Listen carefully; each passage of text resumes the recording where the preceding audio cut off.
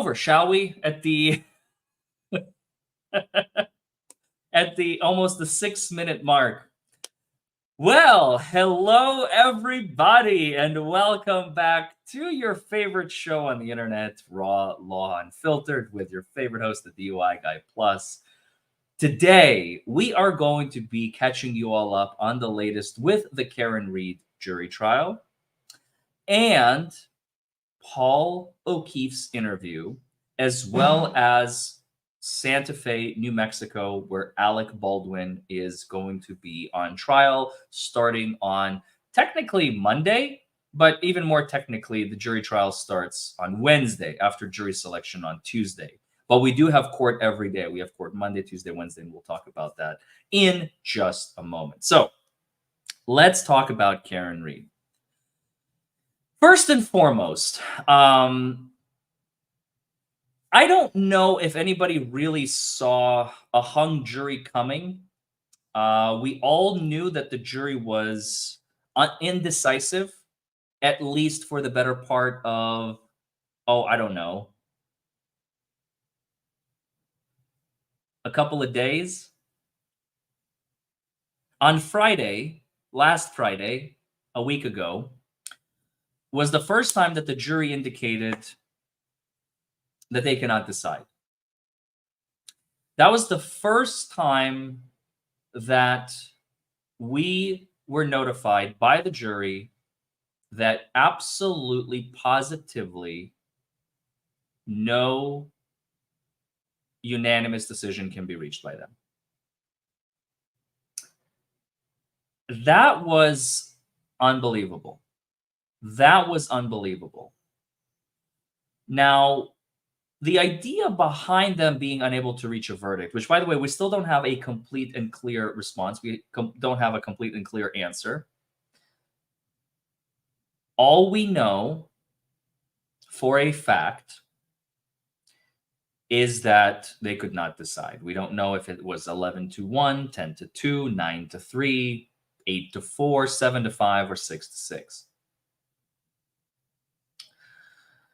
Well, unfortunately, we have not had a chance to get an interview from a single individual yet on that jury. I know Turtle Boy has been fishing. I threw my hat in the ringer. Anjanette Levy, Law and Crime, some other folks on Law and Crime other than Anjanette Levy, Court TV, which, by the way, Court TV is going to be the ones who are supplying the cameras for the Alec Baldwin trial in Santa Fe. At the end of the day, until we hear from a juror, we have absolutely no idea what happened in that jury room. We have zero indication one way or another. Maybe the jurors were covering for one another when they said, look, we can't decide. And they decided to say that the split was, in fact, some of us. They didn't say one of us. Yes, they didn't throw one juror under the bus, even though that may be a fact. Even though that may be a fact, they were covering for one another at the very least. And so what I find fascinating, what I find absolutely fascinating by this whole ordeal is that until a juror comes forward that actually sat in that room and deliberated and made the decision whichever way that they swung, whichever way the pendulum in their mind swung, and the pendulum of the entire room, we're never going to know. Everything is speculative. Absolutely everything. So I know there's some rumors speculating on Twitter about the jury potentially having been a majority guilty vote. Of course, the other camp wants that. That's not surprising at all. But here's what we do know, and you've heard it here first, folks. I'm not even going to tweet this because I'm going to hold it very close to the vest. A very, very personal and close source of mine who I just happened to connect with and is very, very deep inside the Karen Read camp. And I'm not going to say who because I don't want to throw my sources under the bus. But I can attest to the fact that they're very, very, very reliable and I would not question what they say. They're saying that there are going to be some fairly big news about the trial breaking on Monday. That's the expectation at the very least. We don't have confirmation of this. We don't know what it is. All I know is that there's an expectation of some big news dropping on Monday in the Karen Read case. So I wish I could give you more, but that's all I have. It's all speculative, but that's what I heard. And I think it's going to be interesting to see what it is, if anything. Now, with that being said, we do have a Karen Read follow-up on the 22nd. Yes, this Monday. This Monday, 2 days from today. We do know that 2 Mondays after that, on the 22nd, Karen Read has another pretrial conference in Judge Cannoni's courtroom. Lally's going to be there. I imagine McLaughlin's going to be there. Karen Read is going to be there. And David Yannetti is going to be there. Liza Little and Alan Jackson are not going to be there because they have something to do in California and they have some sort of hearing in California. Obviously, they did not anticipate that this trial will not end. You never really plan for a mistrial. It's not one of those things that you kind of anticipate. It just happens and then you plan around it. It's very common in the industry to have that. So with that in mind, those are the 2 things to look forward to. Somebody caught it. Somebody caught it. Thank you, Phyllis. Thank you, Phyllis, for catching that. I was waiting to see if anybody caught that. Just trying to weasel my way in like an Elaine Bredehoft or a Adam Lally. And also, Jim Dara, thank you for being a member for 4 months. Welcome back to the channel, brother. Thanks for being a member. Don't forget to like this video, comment below, subscribe to the channel if you haven't already. We just crossed. I forgot to celebrate, folks. It's been such a journey. I forgot to celebrate 450,000. We had a 400,000 celebration stream, and we'll probably have a 500,000 one, but I didn't feel like the need to create a separate stream to celebrate 450,000 of you. As much as I appreciate every single one of you, I would rather milk other things for content than my own achievements, I guess, if you will, my own milestones. As much as I'm grateful, don't get me wrong. It's just it kind of came and it went, and I was like, do I celebrate? Do I not celebrate? Do I do something? Do I not do something? Anyway, so I'm thinking. Here's what I believe we should do. We're going to continue following the Karen Read case on the sidelines because obviously it's not over. There's plenty more to be done. There are going to be more pretrial motions. The Commonwealth has elected to retry the case, believe it or not. Some of you may already know this.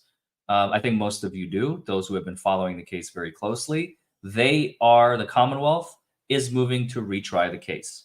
Now, with the fact that they lost Proctor, let's talk about that real quick. They lost, in a nutshell, I shouldn't say they completely lost the man because he can still testify, but the fact that he is being rehomed, as the thumbnail suggests, he's kind of got these cat ears and he's being rehomed to another location, if you will, by Jennifer McCabe, just like they rehomed Chloe. So now they're rehoming Michael Proctor. I don't know how well the Commonwealth, especially we don't know Proctor's fate. Just because he's being rehomed doesn't mean that he's going to stay in the department completely. 2 weeks, 3 weeks, 4 weeks, 5 weeks from now, he may be nowhere in sight. He may be completely unavailable to testify. He may be completely unavailable as a state's witness. He may be completely unavailable because if he takes the stand, there's going to be a black mark on him. And he's going to suffer greatly. And we are definitely looking forward to seeing that happen. That's what we want. That's what we want to see. We want to see Proctor gone. If Proctor is gone, I don't know if the state can really retry the case without their lead examiner. Because why? The defense is going to call him. The defense is going to call him and destroy him. And that's going to be another either hung jury or not guilty for certain. So, yeah. And the word on the street is that Yuri as well is going to have some problems with the flipped video. And come Monday, they may lose Proctor, because I understand Proctor has some sort of hearing, disciplinary hearing on Friday with the department. Maybe Chat can fill me in, but that's going to be very, very interesting to see how it's going to play out and what is going to happen. So if they lose Proctor, it is absolutely going to devastate their case, the state's case. It is going to be a huge win, huge for the defense. Okay, so that's that. Let's talk about Paul O'Keefe's interview. It's a job status hearing. Thank you for Proctor. Let's talk about Paul O'Keefe. Show of hands, how many of you have seen Paul O'Keefe's interview? I didn't live stream it. You won't find it on my channel. I didn't feel like doing it, as I was already kind of over the trial. And I didn't really like the fact that he was streaming, that he was doing the interview. It was so bad. It was so bad. Did you catch that face, that lustful face that the interviewer gave Paul at the end of the interview? Did you all catch that? Oh my God. I even commented on it. My comment got like several hundred likes, because I was like, if you truly believe that Karen Reed was the one who killed your brother, that's the level of delusion that I cannot live by. The interviewer was so slimy, so sleazy. We're not going to be playing it on my channel, I promise. I have zero interest in replaying it. It is so delusional. It is a level of delusion that you almost want to aspire to, that you sincerely, in your heart of hearts, believe deep down that that woman killed your brother. I will say this, though. I will say this.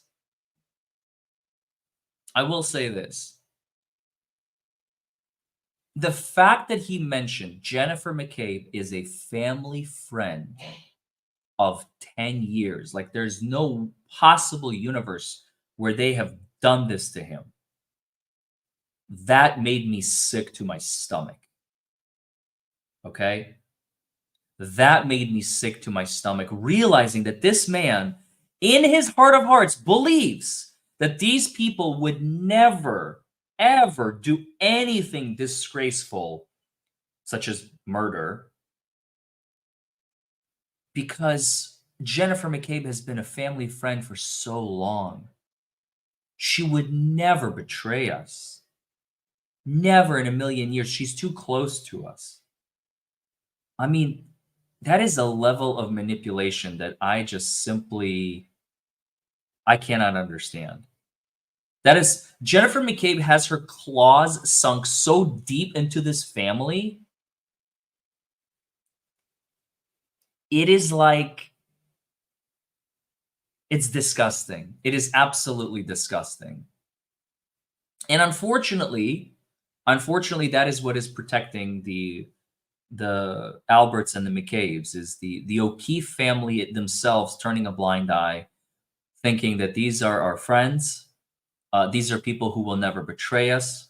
These are people who have always stood behind us. They have supported us. They've come to every court hearing. There are even videos, I believe, where they're sitting in the courtroom and Jennifer McCabe is like rubbing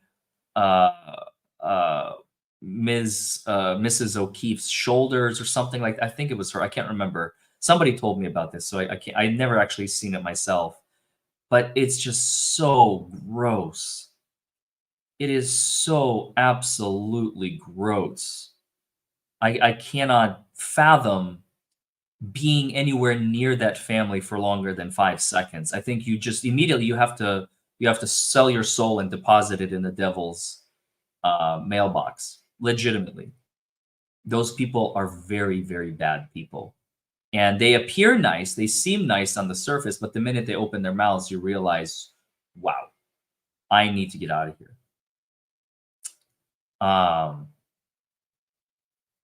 So we're gonna have to see where the federal investigation goes and who's gonna get indicted. I made a tweet not that long ago about all the possible charges that they may be looking at, specifically murder, conspiracy, tampering with physical evidence, now perjury because they have testified in the jury trial. They've stated some things that are not commensurate with reality. And if they were saying things that under oath, like in a grand jury testimony or a federal grand jury, and ended up being inconsistent, you may be charged with perjury, obstruction of justice by not having. That's going to be more Proctor probably. For failing to investigate inside the house of any potential evidence of a fight that may or may not have occurred in the basement, falsifying government records. Obviously, that goes without saying by not indicating specific proof, tampering with witnesses. I mean, what was the blonde's name? I forget. She's the girlfriend of one of the Alberts. The blonde with the long hair, she testified she looked like she was on 10 doses of Xanax. Thank you, darling. Chandler to the rescue. Sarah Levinson. Like I'm almost convinced that they tampered with her and they told her what to say, and if she doesn't say it, and she thought, oh, thank God, now it's over. I've testified, it's all done. Not so fast, honey. Not so fast. There's a high possibility that this case is only beginning. Only beginning. Not only do we not have a verdict in the state case, we still have the federal case that is running parallel to all of this. And the feds, like I said before, they take their sweet time. The feds don't swoop in and let's see what happens type of mentality. The feds only come in when they have solid ground, when they have the full evidence, and they're ready to go. And cases in the federal circuit, by the way, criminal cases especially, for those of you who are unfamiliar, they go from arraignment to jury trial sometimes in 3 months, 6 if you're lucky. On the state side, you may have cases dragging on for years. Not the feds. The feds, they move in really, really fast. And once they move in, that means they have a case. They will not move in until they have a case. Let me just put it that way. Okay? Some other charges are, like I said, witness tampering, like with Sarah Levinson, for example. Animal cruelty, because we don't know what happened to Chloe. That may never come into fruition. But if somebody finds proof that they executed Chloe, or they find dog bones somewhere in their backyard or what have you, if they're stupid enough to have buried her in the backyard. DUI, I mean, that's an easy one. Proctor himself admitted to operating a motor vehicle, but that's the least of their troubles. And then, of course, wire fraud and mail fraud. Those are standard charges that the feds can tack on to you when you use communication devices or sending letters in the mail. And that is part of criminal activity. So all of that is absolutely possible. Okay. So the Proctor series is almost finished. It'll probably finish premiering after the Baldwin trial. We'll talk about Baldwin in just a moment. That's kind of the centerpiece of this live specifically. But to finish up, I am premiering number 8 tomorrow. Proctor number 8 tomorrow. And then, or it might be something else. Actually, I don't know what's going to happen tomorrow. It should be Proctor 8, but I still need to record it. So hopefully I'll have that. And there's only a couple more episodes remaining, and then we'll be done with Proctor for the foreseeable future. But I'm much more interested in Alec Baldwin, because that is the one that is going to be taking over our lives for the next couple of weeks. So with that being said, let's just read a couple of super chats and talk about Baldwin, shall we? Matrix says, people say if Trump wins, Levy will be replaced. I apologize. I do not know much about that, so I don't have anything to say. I would love to tell you if I had known, but I do not know. And For My Guys says, Microdots has a great video on Jennifer McCabe and the crazy timelines. Fatal error.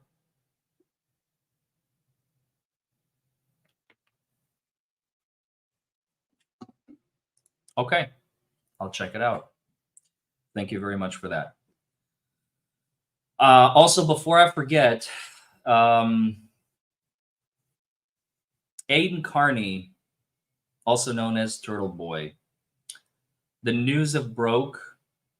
It is all over the internet. The haters are hating even harder now, and especially when this guy needs peace and quiet and silence. I mean, but once you're an instigator, it comes to bite you in the ass, and he's suffering for sure. And I'm hoping he's doing okay. His mother passed away. He tried to keep that news under wraps, but when you're a public figure, as I am very well, know that fact, being a public figure myself, he's going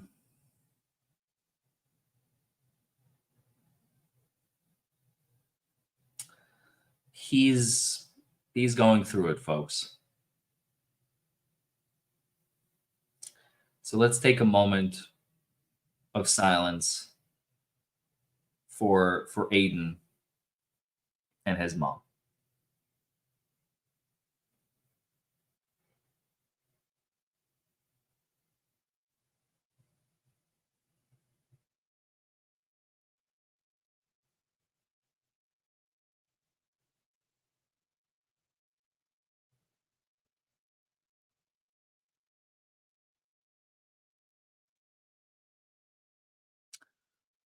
May she rest in peace, and I hope that Aiden is capable of moving through all the chaos that is and has been coming his way. It is very, very unfortunate, but when you are an instigator, people are going to instigate right back given the first opportunity. Nobody is impenetrable. Nobody is untouchable. That is why, being a public figure, we walk a very fine line. There's always a balance. The smart ones, I think, at least. There's a balance between acting and non-acting, doing and not doing, instigating and not instigating, when to do it and when not to do it. Because the internet is very unforgiving. Very unforgiving. Because the internet is people. And when you challenge people, people will fight you back. Do not challenge the internet, because the internet will eat you alive. Everybody who has been around since the early 90s knows this very well. Do you remember that one guy, I think he was a politician, who like challenged the internet and said, go ahead, do your worst, and they did, and he had to like withdraw from the race because all the stuff they started finding on him, he was like, oh dear God. This is when the internet was very, very young. Very young. Was that in 95?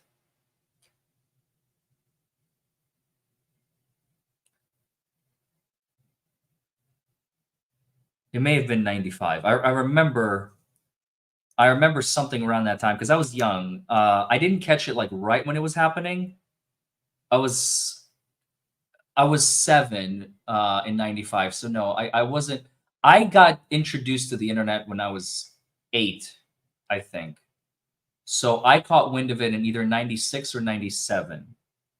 So I was either 8 or 9 years old. Yeah, it was somewhere around there. Anyway, if you want to do some research, go and find when the internet was very young and how this guy just got completely blown out of the water.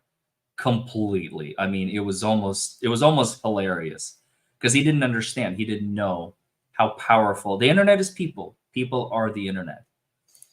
Matrix, thank you very much for the 5 gifted, as well as Jim Dara. Thank you. Wow. We got 10 gifted subs. Was it Gary Hart? Everyone is saying Gary Hart. Maybe it was Gary Hart. See, I don't remember his name. I lived in Israel back then, and English was my 3rd language. So I wasn't really familiar with American politics. I was born in 88, Sarah. Maybe it was Gary Hart. So to me, English was not, and America was a distant land. I have not moved to America until 2001. Chris Crafts and Coffee says, will a new jury find out Proctor got fired? Absolutely. And he wasn't fired. He was rehomed, which is a little different than being fired. But it's absolutely, it's up for the defense to bring it out in questioning if he takes the witness stand. 100%.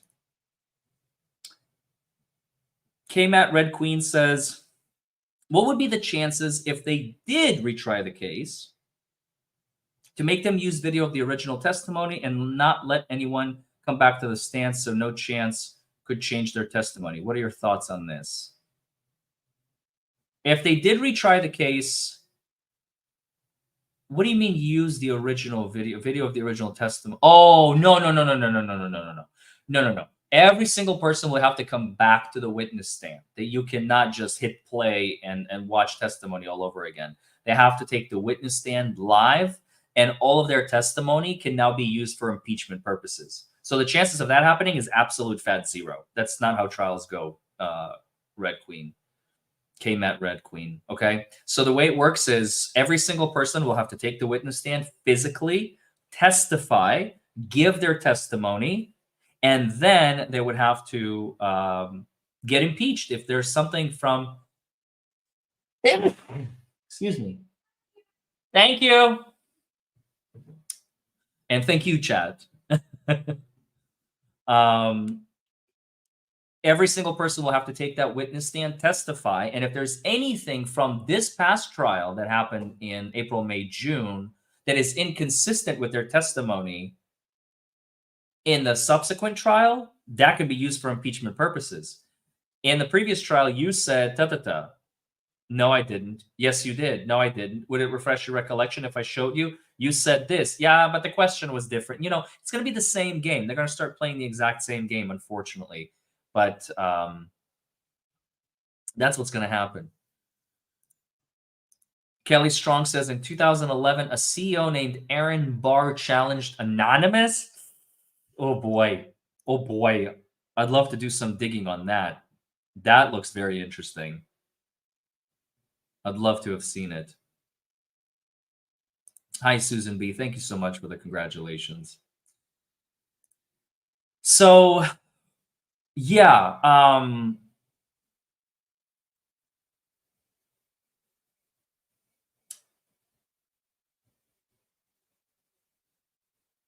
Karen Reed. We'll see what happens on Monday. I'm looking forward to some explosive good news. Like I said, according to my source, we'll see. I've also tried to get some interviews, and pretty much everybody is laying low. Nobody is really sticking their neck out because the case is not over. The case is still going to continue moving forward. And you know what? I don't blame them. Like I said, I tried to throw my hat in the ring. I've gotten a couple of replies, and you know, a negative reply is also a reply, and I'm grateful for it.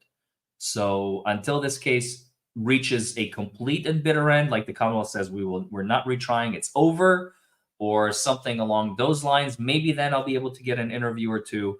But until then, I'm just going to have to sit and wait like everybody else. Okay.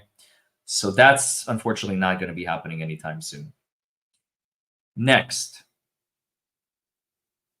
let's talk about Alec Baldwin. The main event. On July 3rd, 2023, just 3 days ago, the state of New Mexico got an order from the judge. And let me show you this order. stating that Hannah Gutierrez is going to be transported and is to be transported to the nearby jail. July 3rd, 3:57 p.m. local time, Mountain Standard.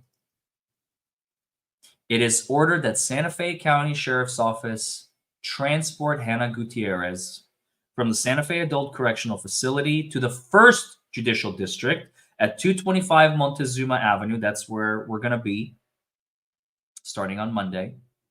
Santa Fe, New Mexico, to provide testimony in the jury trial. That is to be done on July 13th. Signed, District Judge. So what does this mean? What does this mean? I don't know if she is going to testify. It looks like she is. I don't know if she's going to give testimony because she can always plead the fifth. But what we do know is that she's going to be in the courthouse. For those of you who don't remember, you may recall, I'll remind you that Hannah Gutierrez got 18 months for the death at the Rust trial a few months ago. As a matter of fact, Court TV is replaying that trial. And they're replaying that trial because they have nothing else to do and have nothing else to show right now. Hannah Gutierrez was the armorer in the Rust case, in the production of the Rust movie. Alec Baldwin, furthermore, has been trying to get some tax incentives and tax cuts for his Rust movie, upwards of $1 million, that the city declined to acquiesce to. He said that he was going to use that money to pay the judgment, the outstanding judgment for the wrongful death he has against him. So remember, when there's an individual who is killed, you can pursue the killer or killers criminally, and you can pursue them civilly. One is like murder, manslaughter, wrongful death, murder, manslaughter, involuntary manslaughter, etc., reckless homicide, etc. And on the other side, you can sue for civil damages, for wrongful death, loss of consortium, etc. And so Alec Baldwin said that he wanted money from the city as tax incentives for his movie, Rust. The city declined, despite the fact that he said he's going to be using those funds to pay for the family of the deceased. I think it's a cop-out. I don't know if it's real or not. I don't know if it's true.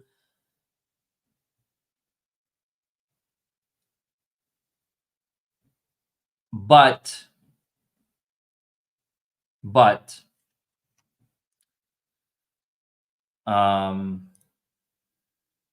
the city did not acquiesce. Yes, I thought I was losing my mind for a second. Hannah is the armor, okay? She's the one that was convicted just a few short months ago, right before this trial. She participated in giving the live round inside the gun to Alec Baldwin. That's why she was convicted. Now, funny thing happened just about a week ago, 2 weeks ago, and 3 weeks ago. The defense kept trying to file motions to dismiss. And essentially, their arguments came in two parts. The first was a motion to dismiss because no crime has been committed. And the second was motion to dismiss for the Commonwealth, or the state's, destruction of evidence. So let's talk about those real briefly. The first, the motion to dismiss because no crime has been committed. The court has listened very extensively via Zoom.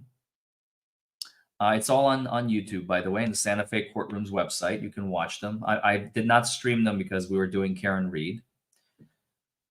But essentially, The court said that they're denying the motion to dismiss because they think that it is within the purview of the jury to determine whether or not a crime has been committed, not for the court.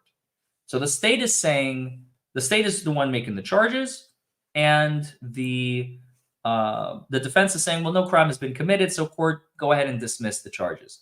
The court said, no, no, no, no, no, no, no. I'm not dismissing the case.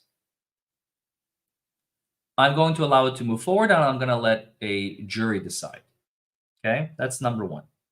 Number two, the defense tried another tactic. They tried another angle. The angle was, and here's what happened. So the state wanted to testify because one of Alec Baldwin's theories was that the gun fired by itself. I didn't pull the trigger. The gun auto-fired.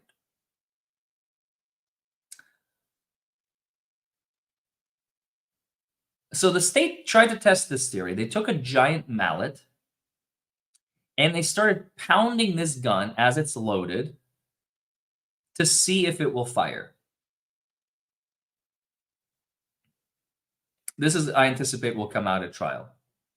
And they destroyed the freaking thing. Okay? They completely obliterated this gun into Kingdom Come. This is the actual weapon that Alec Baldwin used to kill on set. So rather than taking a similar gun or... No, they took the gun, grabbed the mallet, beat the crap out of the gun. The gun did not fire, allegedly. And so the court said, no, I'm not dismissing the case on the fact that they destroyed the gun and you can't do your own tests on it, counselor. So that motion was denied. And that was finally denied, I think this past week, if I'm not mistaken, because they just kept trying these motions and they had a few hearings on this. And it bled over. There was a hearing, I believe, on the 21st. I think it was the 21st. Yes, it was the 21st. And then the hearing was continued on the 24th. And the judge finally denied it on the 28th. Something like that. That sounds right.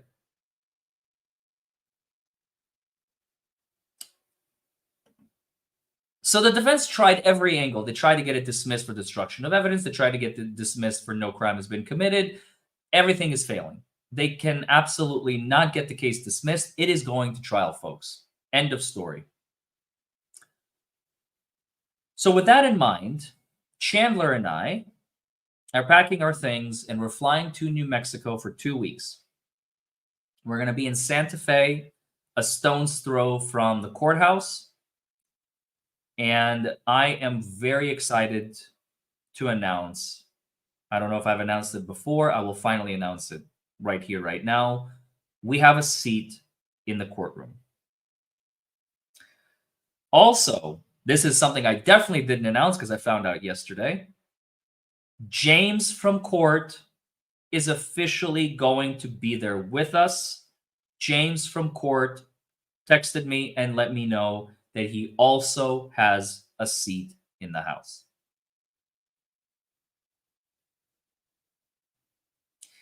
So I am going for the first time, maybe in history.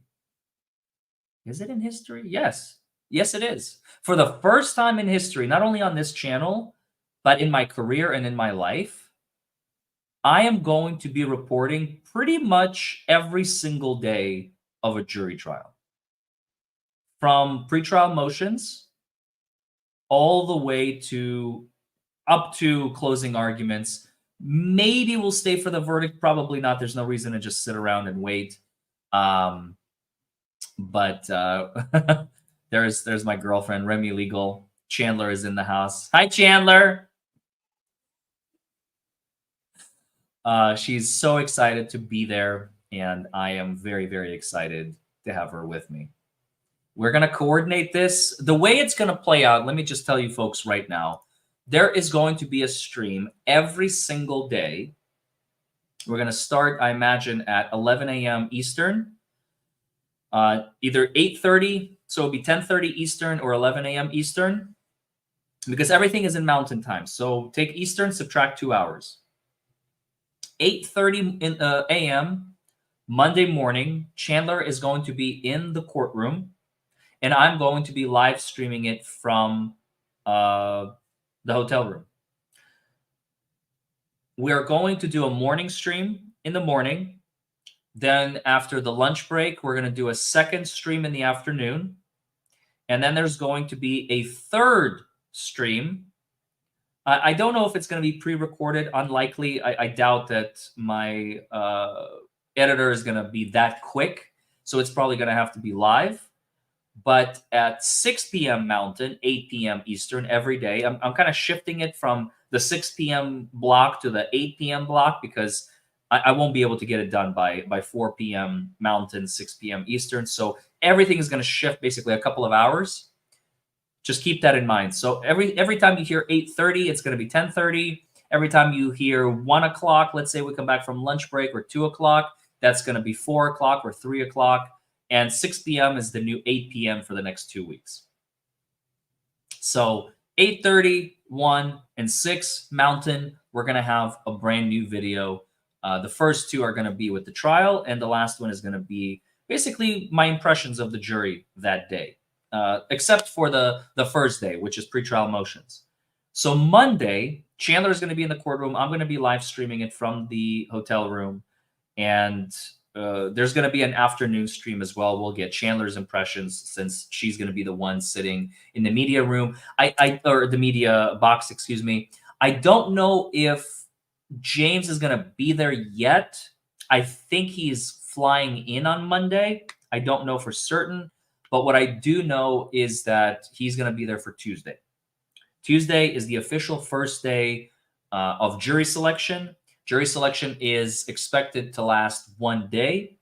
And according to both parties, the trial is not going to last longer than 8 full days of court. There are going to be no breaks. We're going to go straight through. Monday is pretrial motions. Tuesday is jury selection. Wednesday is the first day of testimony and opening statements, opening statements and first day of testimony. And then Thursday, Friday, Saturday, Sunday, Thursday, Friday, Monday, Tuesday, Wednesday, Thursday, Friday, we're going to have closings and the jury is going to start deliberating.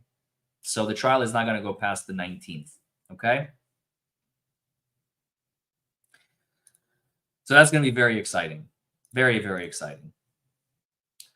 Angel Fire says, thank you for being humble, but also having a big heart. I love you too, Angel. Thank you so much. I appreciate that. Wallcat says, I'm so excited that you're going to be there. Us too. We are very, very much excited. Love you, Larry and Chandler and Zinnia. Cat Buchanan.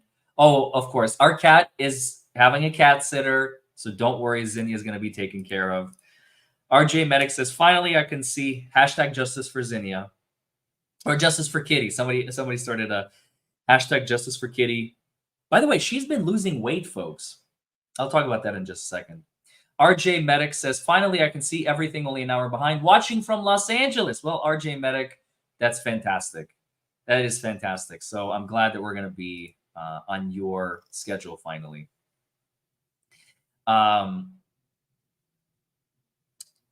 Zinnia has been on a diet.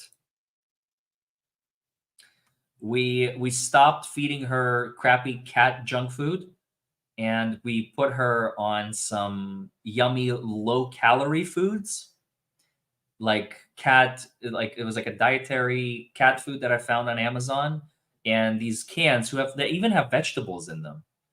And at first, it was really funny. Did I put my cat on Ozempic? No, I did not put my cat on Ozempic, Lindsay. Although, who knows? That might work. No, I'm just kidding. She has. This is the funniest thing, folks. I have to share this with you all. So when cats like use the restroom, they do that thing with the paw where they want to bury the evidence. Ours, after she buries the evidence, she runs away like she just ran away from a crime scene, which is hilarious. Well, the first time we switched her to the new food, she kind of like ate a little bit of it, and then she was kind of like, and then she tried to bury her food. She was like, "No, this is crap. I want to bury this under the dirt." She just could not get used to the new food. They say that you should break up the food. When you switch to a new food, you should do like 70, you like go from 100 to 0, right? 100 and 0 to like 75, 25, then 50, 50, then 25, 75, and then you're all new food and 0% of the old food. And Happy UK says mine do the same thing. It's so crazy. It is so crazy. Cats are such a mystery to me, but I still love them. I love Zinnia with all my heart.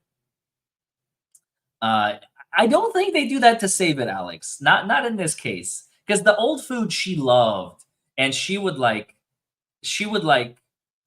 Although you know what? Actually, wait a second.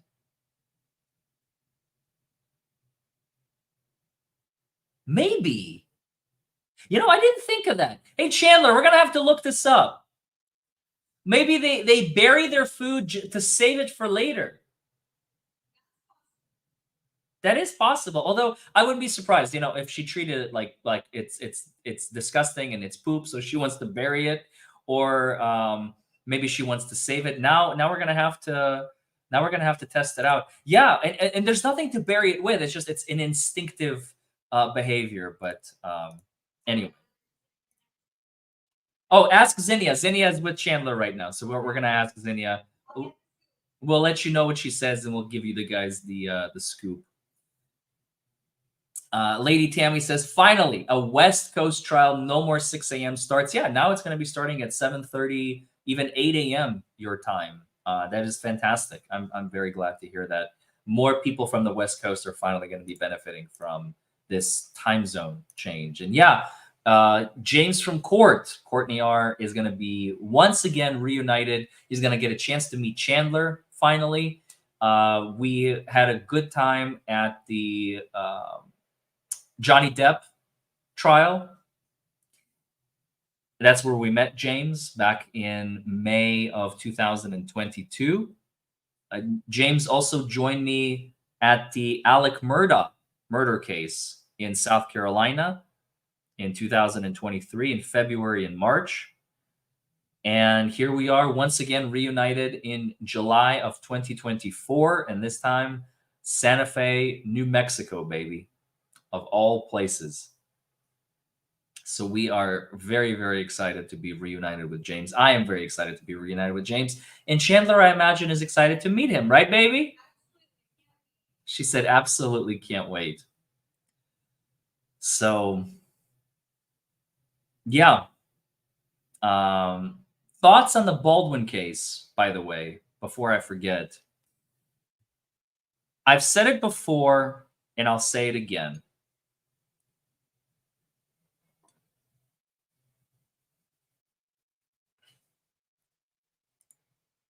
I've said it before, and I'll say it again.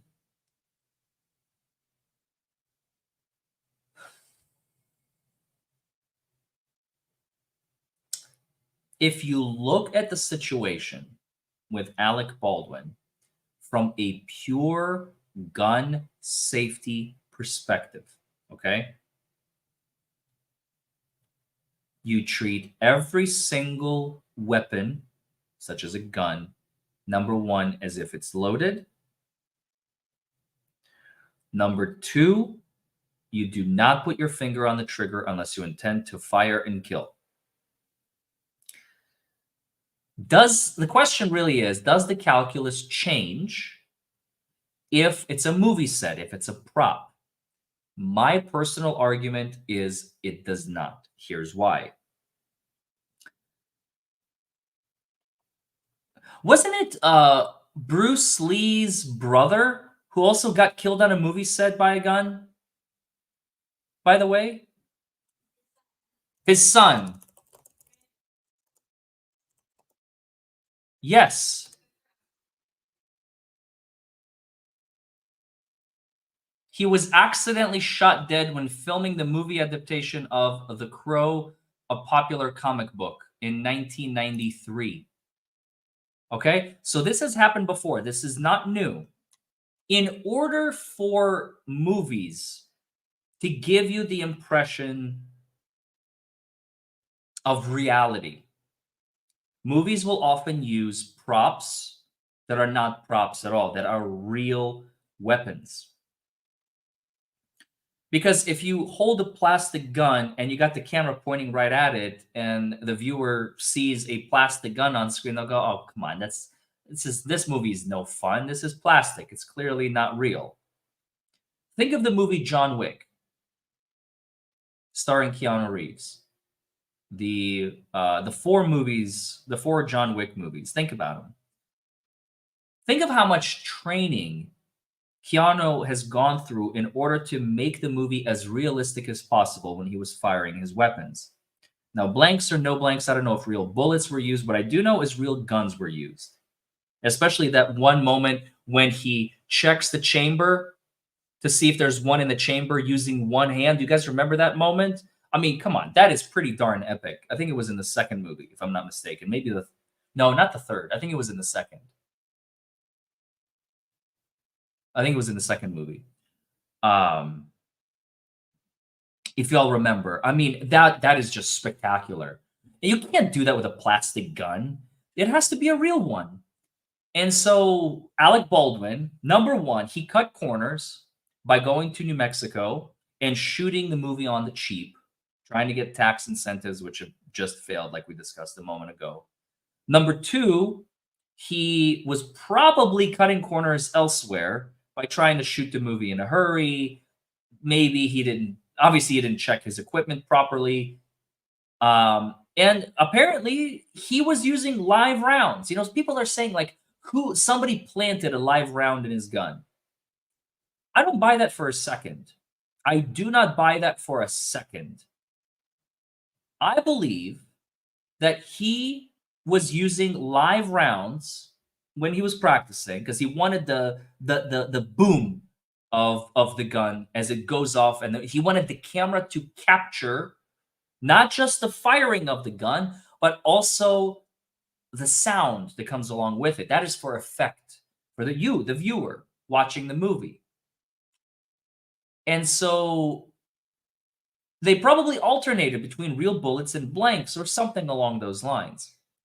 Well, the problem is when you keep alternating between real live rounds and fake rounds, sometimes you get the wrong one for the wrong purpose. And especially if you're shooting in the heat, everybody's exhausted, nobody's really paying attention. And that is exactly, see, I'm coming back full circle. Gun safety is required. You're dealing with a live weapon, with a potentially live round, and you must treat every gun as if it is loaded, whether it is loaded or not. Because that is how deaths occur. Case in point, Rust and Bruce Lee's son.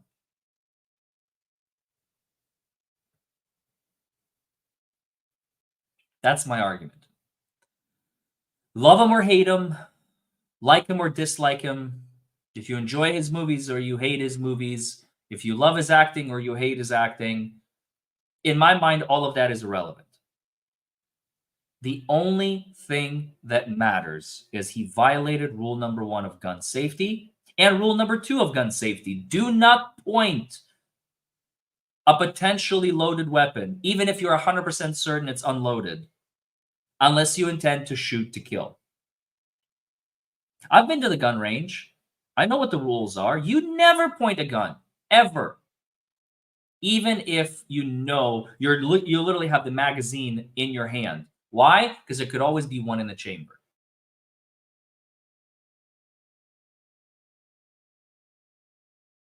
Camera just crapped out again. There we go. And if there is one in the chamber, then you are going to kill somebody. End of story. Okay? There are no ands, ifs, or buts about it.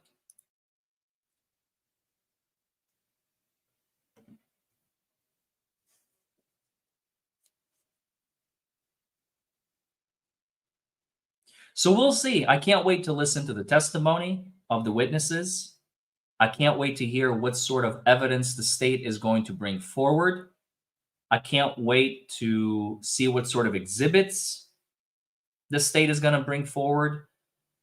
And I can't wait to see what the defense's argument is going to be. Is it going to be strong enough to overcome the fact that Alec Baldwin, when all is said and done, shot and killed another human being on a movie set? Because facts are facts. Question number one, did you kill somebody on the movie set? Yes. But, it's a yes, but. Somebody said that Alec Baldwin, in order for him to win, has to testify. I agree. I think in a case like this, in order to get that not guilty, he has to take the stand. The stakes are just too damn high. And if he testifies and he explains in detail what happened, and the jury believes him, and his explanation basically clears him of all wrongdoing, then he has a chance of walking away from this. If he does not testify, I think his chances are zero. He's going to get convicted of something for sure, 100%. So it's basically a zero-sum game. If he doesn't testify, he's going to get convicted almost 100%, depending on how the case plays out, of course, assuming it's going to play out in the worst way. And if he testifies, it's a 50-50. So would you rather have 100% conviction or a 50-50? And if he tanks on the stand, well, then he's going to get convicted anyway. So if he doesn't testify, he's going to get convicted. If he testifies, he may or may not get convicted. I would put my client on the stand. Lindsay says cats do bury their food to protect it from other predators. It's called caching. Interesting. Thank you, Lindsay. I knew that term. I just didn't know it applied to cats burying their food. That's fascinating. Thank you for that. So, yeah.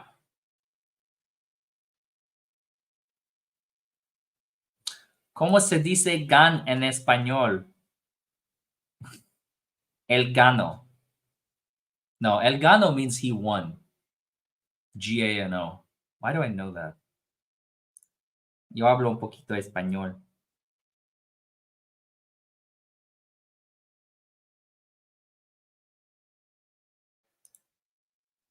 Ah, there we go. Another person got hurt with the same bullet. That is correct. All right, folks. I appreciate you all coming on a Saturday night. Pistola. Oh, that makes sense. That's probably a pistola.